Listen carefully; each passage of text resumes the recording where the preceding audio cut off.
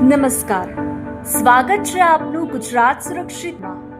ખેતી પ્રધાન ગુજરાત માટે આજે ગર્વની ક્ષણ છે। એશિયાની સૌથી મોટી જીરા અને મસાલાની મંડી ગણાતા ઉત્તર ગુજરાતના ઊંઝાને હવે આંતરરાષ્ટ્રીય સ્તરે એક નવી ઓળખ મળી છે। ઊંઝાના પ્રખ્યાત જીરા અને વરિયાળીને કેન્દ્ર અને રાજ્ય સરકાર દ્વારા સંયુક્ત પ્રયાસોથી જીઆઈ ટેગ આપવામાં આવ્યું છે। આ ટેગ મળવાથી શું છે આજના માર્કેટની સ્થિતિ અને ખેડૂતોને શું થશે ફાયદો, આજે આપણે જાણીશું। ઊંઝા એપીએમસીની રોનક જોઈ શકાય છે। અહીંથી દેશ વિદેશમાં મસાલાની નિકાસ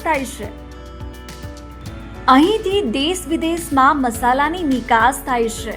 આ વિશે વધુ જાણકારી માટે આપણે એપીએમસીના વેપારી સાથે વાત કરીશું। ઊંઝા જીરું વરિયાળી ઈસબગુલ માટે બહુ ફેમસ છે। એશિયાનું સૌથી સારું માર્કેટ છે કે અહીંયા ઈસબગુલ ને જીરું રાજસ્થાન, કચ્છ, સૌરાષ્ટ્રથી અહીંયા ઊંઝા ખેડૂતો અહીંયા લાવે છે ઊંઝા એપીએમસીમાં, અને એથી બધું પ્રોસેસ થઈને પૂરા ઇન્ડિયાની અંદર અને વર્લ્ડની અંદર બી એક્સપોર્ટ થાય છે। આ બહુ ટોપ ક્વોલિટી ઊંઝામાંથી જ બધી થાય છે। ભારતમાંથી થતી મસાલાની નિકાસમાં ગુજરાતનો ફાળો આશરે 80% જેટલો છે।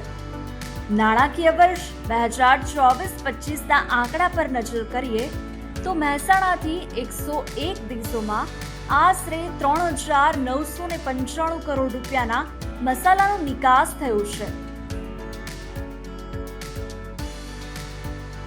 વર્તમાન કેન્દ્ર સરકાર અને રાજ્ય સરકાર શ્રી દ્વારા ઊંઝાના જીરું, ઊંઝાના વરિયાળીને જીઆઈ ટેગ મળી છે, એ અમારા માટે ખૂબ જ ગૌરવની બાબત છે। એશિયાની સુપ્રસિદ્ધ મસાલા મંડીને આ ટેગ મળવાથી અનેક ગણું ગૌરવ વધ્યું છે। જીઆઈ ટેગ મળવાથી હવે આ મસાલાની ગુણવત્તા પર કોઈ શંકા નહીં રહે અને તેના કારણે નિકાસમાં પણ મોટો ઉછાળો જોવા મળશે। આ નિર્ણય ખેડૂતો માટે કેમ ખાસ છે તે સમજવા માટે આપણે ઊંઝા એપીએમસીના અધ્યક્ષ સાથે વાતચીત કરીશું। એ અમારા માટે પણ મોટી છે। આના જીઆઈ ટેગ મળવાથી અમારી જે પ્રોડક્ટ છે એને એક વૈશ્વિક સન્માન મળશે અને એના લીધે એનો પાકનો નિર્યાત પણ ચોક્કસ વધશે।